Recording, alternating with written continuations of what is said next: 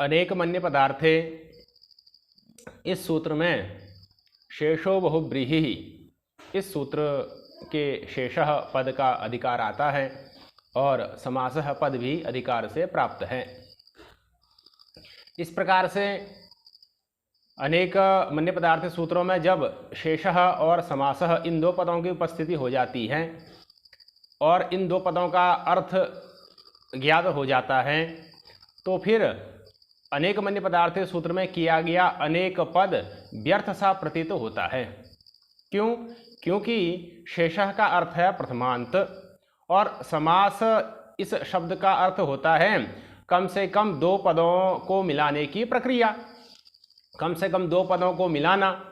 तो जहाँ एक से अधिक पद आ जाएंगे तो वह स्वतः ही अनेक होंगे। तो इस प्रकार से जब शेषः और समासः ये दो पद अनेक मन्य पदार्थ सूत्र में आ जाते हैं अधिकार के बल से, तो स्वतः ही अनेकम प्रथमांतम इस अर्थ की प्राप्ति हो जाती है।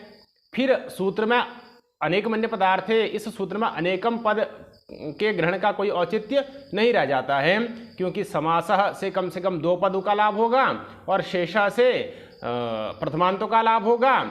तो जहाँ दो पद होंगे वो अनेक होंगे ही, तो शेषः और समासः इन दो पदों से ही अनेकम प्रथमांतम रूपी अर्थ का लाभ हो जाता है। अनेक मन्य पदार्थ सूत्र में अनेक का ग्रहण क्यों किया गया, यह प्रश्न है। तो उसका समाधान महाभाष्यकार ने दिया कि अनेक ग्रहण बलात् दो से अधिक प्रथमांतों का भी समास हो जाए, इस उद्देश्य से ही अनेक ग्रहण किया गया है। तो इसका फलितार्थ यह निकलता है कि बहुब्रीहि समास दो से अधिक प्रथमांतों का भी हो सकता है। तो अभी तक जो बहुब्रीहि समास किया गया है वो दो प्रथमांतों का किया गया है, किंतु अब तीन प्रथमांतों का बहुब्रीहि समास कर रहे हैं और उसका उदाहरण दे रहे हैं। चित्रा जरद्गुहु, यह इसका उदाहरण है। अब चित्रा जरद्गुहु इसमें मतांतर भी हैं और पूर्व जो वैयाकरण है उनके अनुसार यहाँ पर भिन्न रूप बनते हैं। आचार्य दीक्षित जी इत्यादि के अनुसार यहाँ पर भिन्न रूप बनते हैं। इन सभी बातों का विवेचन पाठ में अब किया जाता है। तो सबसे पहले त्रिपद बहुब्रीहि समास का उदाहरण जो है उस चित्रा जरद्गुहु, इसका लौकिक विग्रह दिखा रहे हैं। लिखते हैं मूल में, चित्रा जरति गौर्यस्य इति विग्रहे। चित्रा जरति गौः यस्य, यह बहुब्रीहि समास के लिए अलौकिक विग्रह बनाया गया है। तो चित्रा यह भी प्रथमांत है, जरति यह भी प्रथमांत है, गौः यह भी प्रथमांत है। तो ये त्रिपद बहुब्रीहि समास हो गया, त्रिपद प्रथमांत बहुब्रीहि समास हो गया, त्रिपद समानाधिकरण बहुब्रीहि समास हुआ। तो वही लिखा, चित्रा जरति गौर्यस्य इति विग्रहे अनेकोक्ते है, क्योंकि सूत्र में अनेक शब्द का पाठ किया गया है, अनेक शब्द का उच्चारण किया गया है। इससे ज्ञापित होता है कि अनेक जो प्रथमांत हैं उनका भी समास होता है। यद्यपि अनेक में तो दो भी आएंगे, एक से अधिक जो होंगे वो सब अनेक होंगे, तो दो भी अनेक पदवाच्य हो सकते हैं, लेकिन दो ही ना लिए जाएं, दो से अधिक भी अनेक पद से लिए जाएं। इसी हेतु से अनेक पद का सूत्र में ग्रहण किया गया है। इसीलिए चित्रा जरति गौः, यहाँ पर अनेक प्रथमांत हो गए, दो से अधिक प्रथमांत हो गए, तो इनका भी बहुब्रीहि समास अब हो जाएगा। अब उसी को लिखा, अनेकोक्तेर बहुनाम अपि बहुब्रीहि, अनेकोक्ति होने के कारण से बहुनाम जो यहाँ पर बहुत प्रथमांत हैं, चित्रा जरति गौ, ये तीन प्रथमांत हो गए, इनका भी क्या होगा, बहुब्रीहि समास हो जाएगा। यह कहने का तात्पर्य है। अब इसमें क्या है कि चित्रा जरति गौः इस प्रकार से लौकिक विग्रह बनेगा और चित्रा सु जरति सु गो सु इस प्रकार से अलौकिक विग्रह बनेगा। इस अलौकिक विग्रह में चित्रा सु जरति सु गो सु, इस अलौकिक विग्रह में जब अनेक मन्य पदार्थ सूत्र से समास करते हैं विभक्ति लुक होने के बाद चित्रा जरति गौ ऐसी स्थिति प्राप्त होती है। अब चित्रा जरति गौ ऐसी स्थिति में पुंबद भाव का प्रसंग आता है कि अब यहाँ पर पुंबद भाव भी होना चाहिए। स्त्रिया पुंबद भाषित पुंस्कादनुंग समानाधिकरणे स्त्रियां पूर्णी प्रियादिषु, यहाँ पर चित्रा भी स्त्रीलिंग का है, वो भी भाषित पुंस्क है। उसके बाद में जरति, यह समानाधिकरण उत्तर पद में, स्त्रीलिंग का समानाधिकरण उत्तर पद में है ही है। जरति शब्द है, यह भी भाषित पुंस्क है। उसके बाद में गौहु, यह भी समानाधिकरण उत्तर पद में है, स्त्रीलिंग का ही है, तो यहाँ पर चित्रा को भी पुंबत भाव हो सकता है, जरती को भी पुंबत भाव हो सकता है। तो अब यहाँ पर मतांतर हैं। जो प्राचीन वैयाकरण हैं वो तो न चित्रा को पुंबत भाव करेंगे न जरती को पुंबत भाव करेंगे, किंतु जो नवीन वैयाकरण हैं वह जरती को पुंबत भाव करते हैं। अब प्राचीन वैयाकरण चित्रा और जरती को पुंबत भाव क्यों नहीं करते, नवीन वैयाकरण चित्रा जरती को पुंबत भाव क्यों करते हैं, इत्यादि चर्चा को अब आगे लिखा जा रहा है अत्र केचित, इस पंक्ति के द्वारा। अत्र केचित चित्रा जरती गुहु, जरती चित्रा गुहु। इनका कहना है कि चित्रा जरती गौहु यस्य, इस लौकी विग्रह में क्या रूप बनता है, तो अत्र केचित चित्रा जरती गुहु ऐसा रूप बनेगा, या जरती चित्रा गुहु ऐसा रूप बनेगा हैं। इसमें इनके अनुसार न तो चित्रा को पुंबत भाव हुआ है और न जरती को पुंबत भाव हुआ है। अब यहाँ पर वस्तु स्थिति ये है कि गो पदार्थ विशेष्य है और जरती और चित्रा दोनों उसके विशेषण हैं, और बहुब्रीहि समास में जो विशेषण होता है उसका पूर्व प्रयोग किया जाता है। सप्तमी विशेषणे बहुब्रीहौ, बहुब्रीहि समास में जो भी विशेषणवाचक पद होगा उसका पूर्व में प्रयोग किया जाता है। तो अगर गो का विशेषण हम जरती को बना दें तो जरती शब्द सबसे पहले आएगा, जरती चित्रा गो ऐसा रूप बनेगा। अगर हम चित्रा को गो का विशेषण बना दें तो फिर चित्रा शब्द सबसे पहले आएगा, चित्रा जरती गो ऐसी स्थिति बनेगी। तो दोनों ही स्थितियों में न तो चित्रा को पुंबत भाव होता है न जरती को पुंबत भाव होता है। गो शब्द को तो गोस्त्रीय रूप सर्जन से ह्रस्व होने के ह्रस्व हो जाता है, इसीलिए गो शब्द गु के रूप में आ जाता है, और जरती चित्रा गुहु और चित्रा जरती गुहु इस प्रकार के दो रूप बनते हैं। इसमें पुंबत भाव किसी को नहीं हुआ है, गो शब्द को तो गोस्त्रीय रूप सर्जन से ह्रस्व हो गया है, तो ये दो रूप आपके बने हैं। इसी प्रकार से दूसरा उदाहरण देते हैं, एवं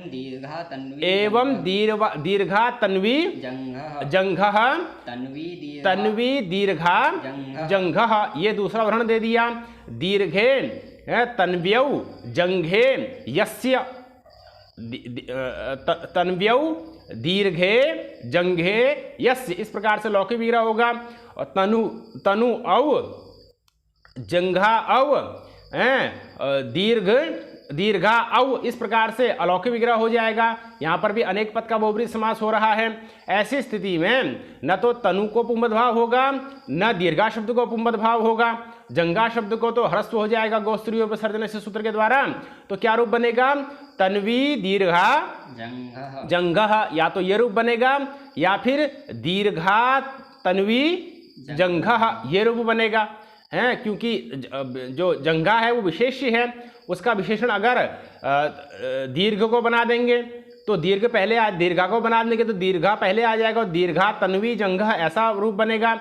और अगर तनु को विशेषण बना देंगे दीर्घा जंघा का तो फिर तनु पहले आ जाएगा, तो तन्वी दीर्घा जंघः इस प्रकार का रूप बनेगा। तो तन्वी दीर्घा जंघः, दीर्घा तन्वी जंघः इस प्रकार के रूप बनते हैं। इसमें भी किसी भी पद को पुंबत भाव नहीं हुआ है। अब प्रश्न यहाँ पर ये होता है कि आखिर जो पूर्व का प्रयोग था और जो बाद का ये दो उदाहरण दिए गए, इन दोनों उदाहरणों में पुंबत भाव क्यों नहीं होता, उसका उत्तर आगे लिख रहे हैं। त्रिपदे बहुव्रीहौ प्रथमम न पुंबत, कि त्रिपदे बहुव्रीहौ प्रथमम न पुंबत, जहाँ पर त्रिपद बहुव्रीहि समास होता है। दो उदाहरण दिए त्रिपद बहुव्रीहि समास के, चित्रा जरती गौहु यस्य ये भी त्रिपद बहुव्रीहि समास है, तन्व्यौ दीर्घे जंघे यस्य ये भी त्रिपद बहुव्रीहि समास है। तो इस त्रिपद बहुव्रीहि समास में पूर्वम न पुंबत, जो पूर्व पद है, अगर पूर्व पद के रूप में उधर चित्रा को रखेंगे तो उसको भी पुंबत भाव नहीं होगा, या फिर पूर्व पद के रूप में उधर जरती को रखेंगे उसको भी पुंबत भाव नहीं होगा। क्यों नहीं होगा, उसका आगे उत्तर लिख रहे हैं। त्रिपदे बहुव्रीहौ पूर्वम न पुंबत, उत्तर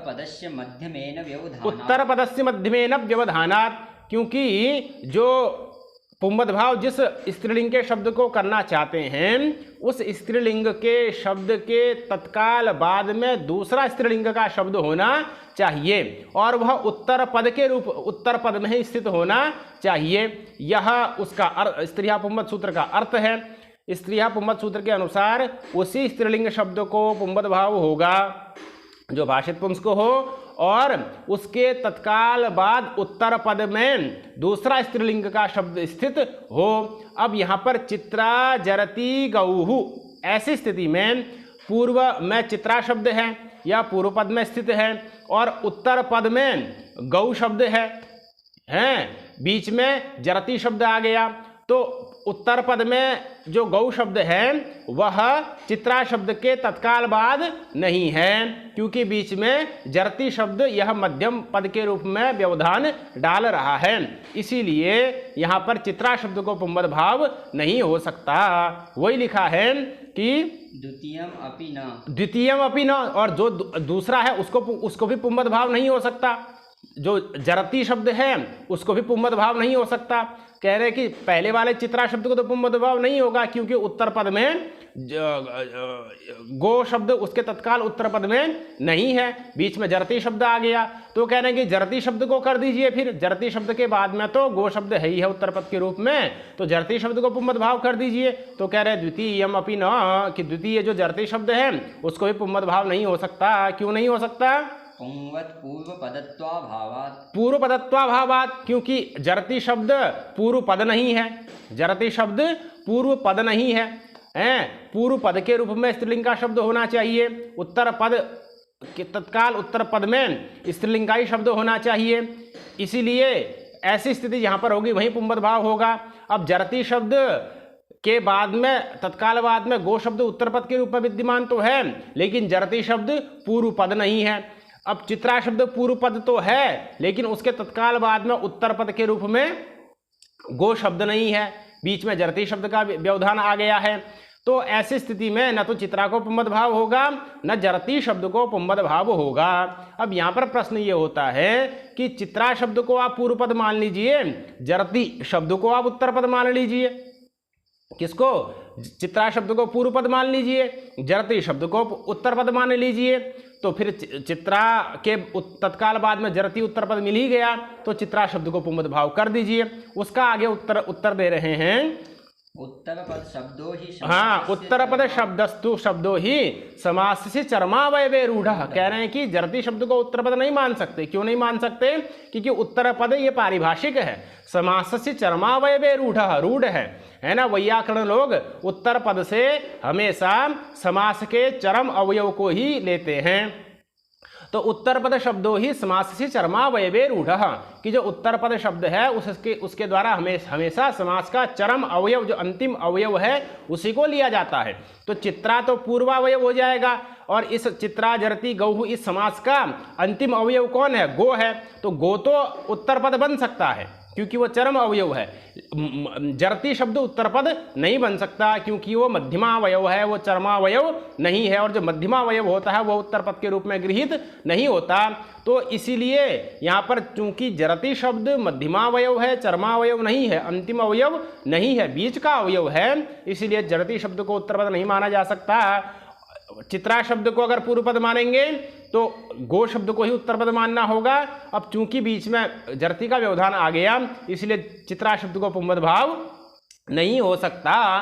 तो कह रहे हैं चलिए ठीक है, कोई बात नहीं, चित्रा को तो नहीं हो सकता क्योंकि उत्तर पद के रूप में जरती को नहीं ले सकते, गो को ही लेना है, लेकिन जरती को कर दीजिए। जरती को करने में क्या दिक्कत है? जरती को आप पूर्व पद मान लीजिए, उसके तो तत्काल बाद में गो शब्द उत्तर पद के रूप में विद्यमान है ही है, तो जरती को ही कर दीजिए। तो कह रहे हैं कि जरती शब्द को भी पुंबद भाव नहीं हो सकता। उसी को आगे लिख रहे हैं, पूर्व पद शब्दस्तु प्रथमावयवे रूढ़ इति वदन्ति। उनका कहना है कि जिस प्रकार से उत्तर पद शब्द है समास के चरमावयव में रूढ़ है, उसी प्रकार से पूर्व पद शब्द भी समास के प्रथमावयव में रूढ़ है। तो यहाँ पर पूर्व पद से अगर लेंगे तो समास का प्रथम अवयव ही लिया जाएगा, उत्तर पद से अगर लेंगे समास का चरमावयव ही लिया जाएगा। अब चूंकि जो जरती शब्द है वो न तो प्रथमावयव है और न चरमावयव है, इसीलिए न तो वो पूर्व पद बन सकता है और वो न उत्तर पद बन सकता है, वह तो मध्यम बीच का ही पद बन के रह गया, और इसीलिए उसको हम पुंबद भाव भी नहीं कर सकते। अगर वो पूर्व पद के रूप में होता है, प्रथम अवयव होता, तो चित्रा की जगह अगर जरती होता तो फिर उसको पुंमद भाव हो सकता था। तो इस प्रकार से न तो चित्रा को पुंमद भाव हो सकता है, न जरती को पुंमद भाव हो सकता है ना, क्योंकि चित्रा के बाद में उत्तर पद के रूप में गो नहीं है, बीच में जरती आ गया। जरती को करना चाहें तो वो पूर्व पद नहीं है, मध्यम पद है, इसीलिए उसको भी नहीं हो सकता। इसलिए क्या बनेगा, चित्रा जरती गुहु, इसी प्रकार का रूप बनेगा। और अगर हम जरती को पहले रख दें तो जरती चित्रा गुहु। अब यहाँ पर जरती को नहीं कर सकते क्योंकि गो उत्तर पद में नहीं है, चित्रा को नहीं कर सकते क्योंकि वो पूर्व पद नहीं है। तो इस प्रकार से चित्रा जरती गुहु या फिर जरती चित्रा गुहु, इसी प्रकार का रूप प्राचीन वैयाकरणों के अनुसार बनता है। इसी प्रकार से तन्वी दीर्घा जंघः या फिर दीर्घा तन्वी जंघः, इस प्रकार से यहाँ पर भी समझ लेना चाहिए। तो उसको और आगे लिख रहे हैं वस्तु तस्तु। अब यहाँ से आचार्य दीक्षित जी ने प्राचीन वैयाकरणों का मत दे दिया, और प्राचीन वैयाकरणों का मत देने के बाद अब महाभाष्य सम्मत जो सिद्धांत पक्ष है उसका समुपस्थापन कर रहे हैं। वस्तु तस्तु, वास्तव में तो न इह पूर्व पदम आक्षिप्यते, कह रहे कि यहाँ पर उत्तर पद के द्वारा पूर्व पद का आक्षेप नहीं होता। आप कहें कि समास के चरमावयव में उत्तर पद समास के चरमावयव में रूढ़ है, तो उस उत्तर पद के द्वारा पूर्व पद का आक्षेप होगा तो प्रथमावयव ही पूर्व पदत्वेन गृहीत होगा, प्रथमावयव को ही पूर्व पद के रूप में लेना है, ऐसी बात नहीं है। पूर्व पद के रूप में प्रथम अवयव को ही लेना है, ऐसी बात नहीं है। ये बात तो है कि उत्तर पद के रूप में समास का चरम अवयव ही लेना है, ये बात तो है कि उत्तर पद के रूप में समास का जो अंतिम अवयव है उसी को लेना है, ये तो सिद्धांत है। लेकिन पूर्व पद के रूप में समास का प्रथम अवयव लेना है, यह सिद्धांत नहीं है। तो वस्तु तस्तु नेह पूर्व पदम आक्षिप्यते, कि यहाँ पर पूर्व पद का आक्षेप नहीं होता, अर्थात समास में पूर्व पद प्रथमावयव वाचक है, प्रथमावयव अर्थ में रूढ़ है, ऐसी बात नहीं है। तो कैसी बात है उसको आगे लिख रहे हैं। आनंग ऋतः इत्यतः यथा अंतस्य पुंवदेव। हाँ, आनंग ऋतः इत्यत्र यथा, आनंग ऋतो द्वंद्वे, यह सूत्र है। इस सूत्र में जिस प्रकार से ग्रहण किया गया है तो उस आनंग ऋतो द्वंद्व, इस सूत्र के उदाहरण में जिस प्रकार से आनंग किया गया है, उस आनंग विधान से उपान्त्यस्य पुंवदेव, जो उपान्त्य होता है, उपान्त्य का मतलब हुआ अंत्यस्य समीपम उपान्त्यम, अंतिम जो उत्तर पद है उसके समीप में वर्ती जो पद है वह उपान्त्य कहा जाता है, अर्थात जो मध्यम पद होगा वह उपान्त्य होगा। और महाभाष्यकार ने आनंग ऋतो द्वंद्वे इस सूत्र के उदाहरण में जो मध्यम पद है उसको भी पूर्व पद के रूप में स्वीकार किया है। अब चूंकि महाभाष्यकार ने स्वयं मध्यम पद को पूर्व पद के रूप में स्वीकार किया है, इसी से ये बात ज्ञापित हो जाती है कि पूर्व पद के रूप में समास के चरम अवयव को ही लेना है, ऐसी बात नहीं है। मध्यम पद को भी समास के चरम अवयव के रूप, मध्यम पद को भी पूर्व पद के रूप में लिया जा सकता है। अब महाभाष्यकार ने क्या कहा, तो उन्होंने होत्री पोत्री नेष्टोद्गातारः इस प्रकार से प्रयोग दिखाया, होत्री पोत्री नेष्टोद्गातारः। अब यहाँ पर होता च, पोता च, नेष्टा च, उद्गाता च, इस प्रकार से तो द्वंद्व समास किया जाता है। तो होता, होत्रिसु, पोत्रिसु, नेष्ट्रिसु, उद्गात्रिसु, इस प्रकार से अलौकिक विग्रह बनता है। और तब चारते द्वंद्व सूत्र के द्वारा द्वंद्व समास जब करते हैं तो होत्री, पोत्री, नेष्ट्री, उद्गात्री, ऐसी स्थिति बनती है। ऐसी स्थिति में महाभाष्यकार ने उद्गात्री सु इसको उत्तर पद मान करके होत्री, पोत्री, नेष्ट्री का जो रिकार है, नेष्ट्री को पूर्व पद मान करके उसके रिकार के स्थान पर आनंग आदेश का विधान किया, री को आन हुआ, और उसके बाद होता, पोता, नेष्टा, उद्गाता गुण होकर के होता, पोता, नेष्टोद्गातारः इस प्रकार के का रूप सिद्ध किया। अब यहाँ पर आनंग ऋतो द्वंद्व सूत्र जो है वह पूर्व पद में स्थित जो रिकारांत शब्द उसी को आनंग आदेश करता है।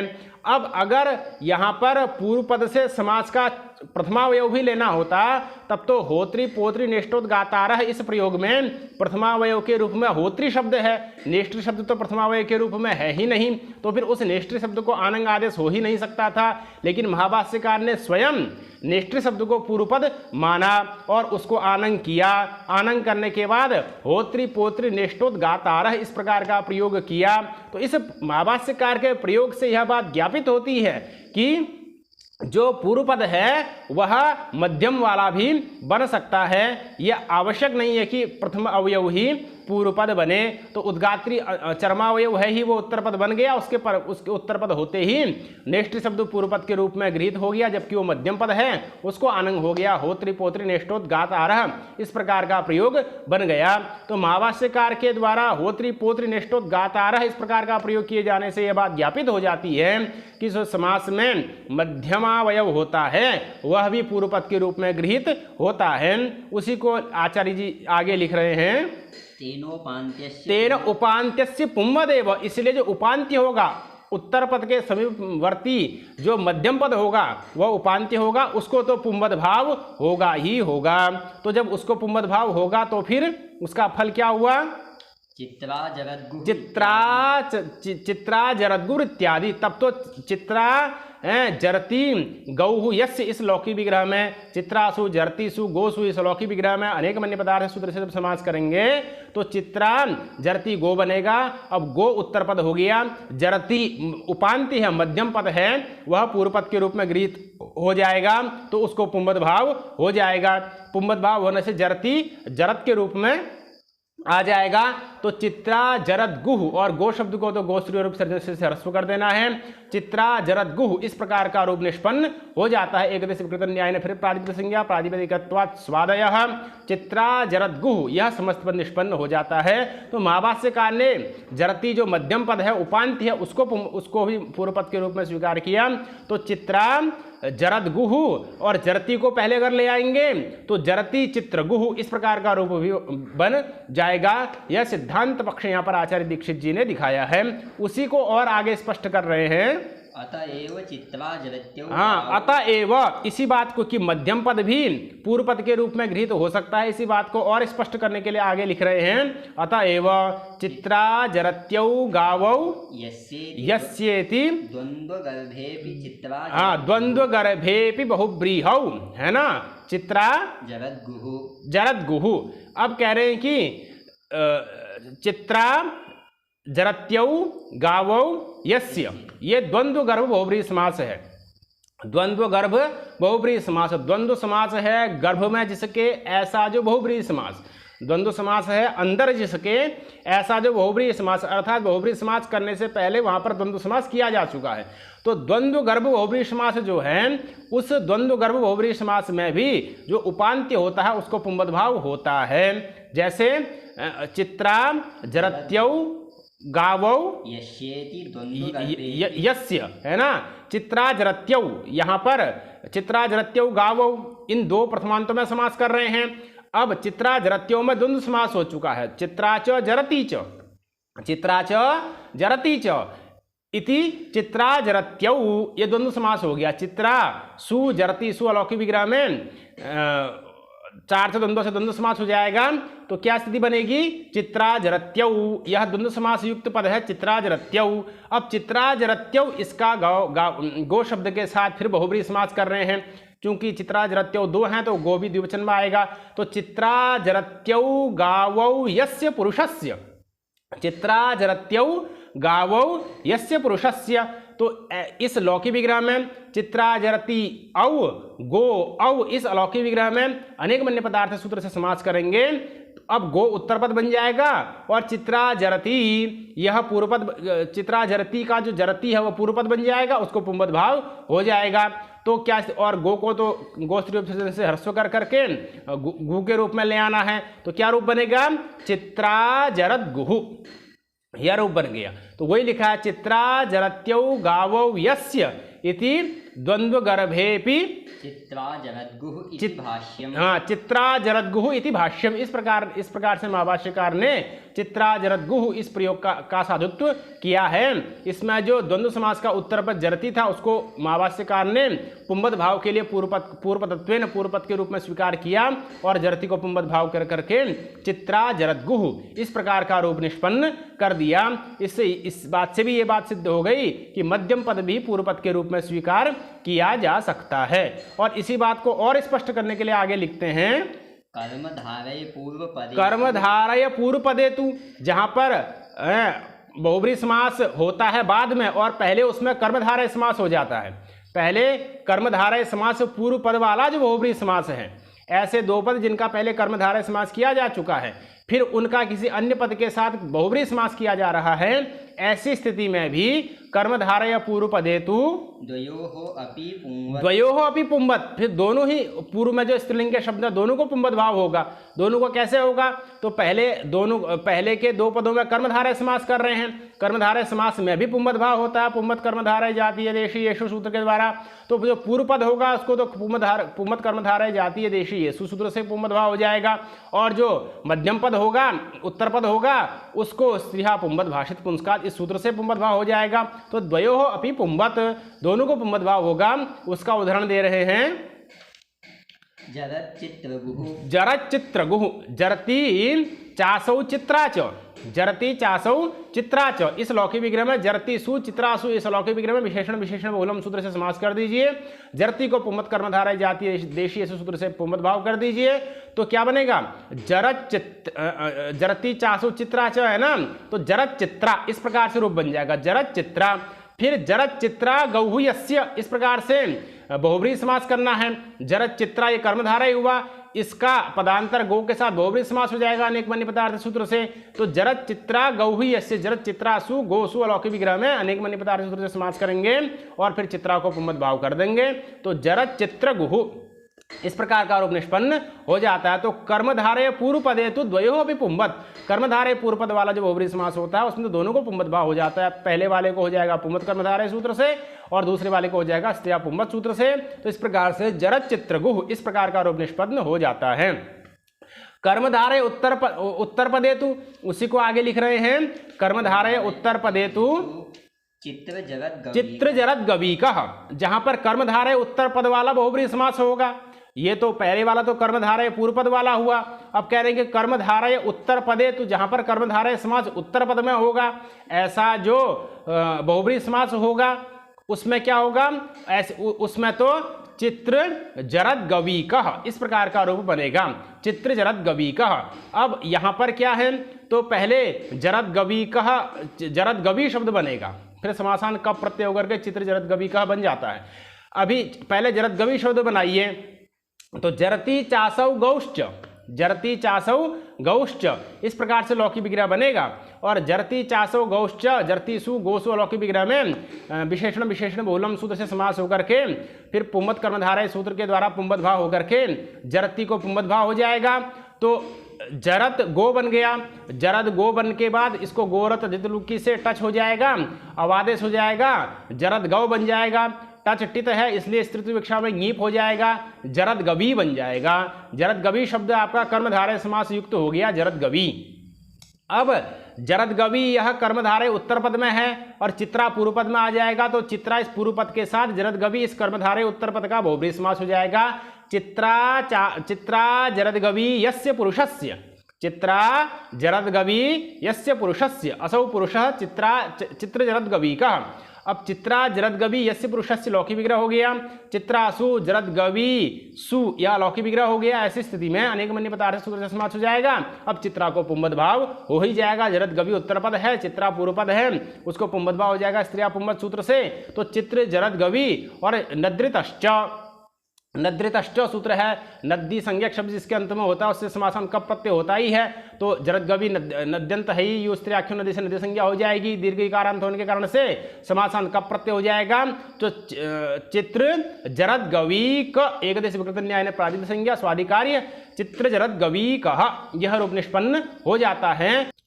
तो सूत्र का मूल विवेचन करने के बाद अब सूत्र में जो पद हैं उनका क्या कृत्य है अगर वो पद नहीं होते तो कहाँ दोष आता, क्या कहाँ कहाँ अतिव्याप्ति होती, कहाँ कहाँ दोष आता, कौन कौन से दुष्ट रूप बनने लगते हैं, उन सब का विवेचन आगे के पाठ के माध्यम से किया जा रहा है। सबसे पहले कह रहे हैं स्त्रिया किम, कि स्त्रीलिंग का शब्द होना चाहिए।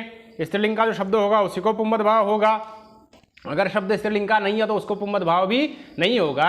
जैसे ग्रामणी कुलम दृष्टि ही अस्य इति ग्रामणी दृष्टि, ग्रामणी कुलम दृष्टि ही अस्य, यहाँ पर जो ग्रामणी पद है वह नपुंसक लिंग का है, इसलिए कुलम यह विशेष्य लगाया गया है। ग्रामणी शब्द नपुंसक लिंग का है, इसी बात को बताने के लिए कुलम विशेष्य के रूप में वहाँ पर दिया गया है। तो ग्रामणी कुलम दृष्टि अस्य पुरुषस्य, असौ पुरुषः ग्रामणी दृष्टि। अगर स्त्रियापद नहीं होता तो यहाँ पर जो ग्रामणी शब्द नपुंसक लिंग का है उसको भी पुंमद भाव होने लगता।